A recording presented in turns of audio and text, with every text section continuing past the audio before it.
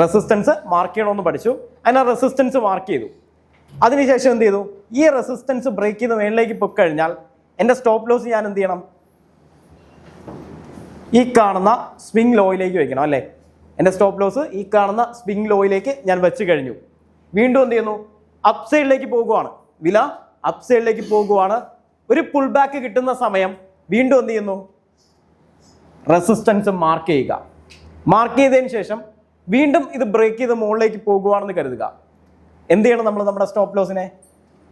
ഈ കാണുന്ന ലെവലിൽ നിന്ന് എടുത്ത് ഈ കാണുന്ന ഹൈ പോയിന്റിലേക്ക് വെക്കണം അല്ലേ? അപ്പോൾ ഈ പുൾ ബാക്ക് കണ്ടോ? ആദ്യം നമ്മൾ സ്റ്റോപ്പ് ലോസിനെ ട്രെയിൽ ചെയ്ത് ഇവിടെ വച്ചു. അപ്പം നമ്മൾ പിരമിഡിങ് യൂസ് ചെയ്യത്തില്ല. ഫസ്റ്റ് സ്റ്റേജ്, അതായത് ആദ്യത്തെ സ്റ്റോപ്പ് ലോസ് ട്രെയിലിങ്ങിൽ ഒരു കാരണവശാലും നമ്മൾ പിരമിഡിങ് ചെയ്യത്തില്ല. മേളിലേക്ക് പോകുന്നു. ഈ പുൾ ബാക്ക് കിട്ടിയത് കണ്ടോ?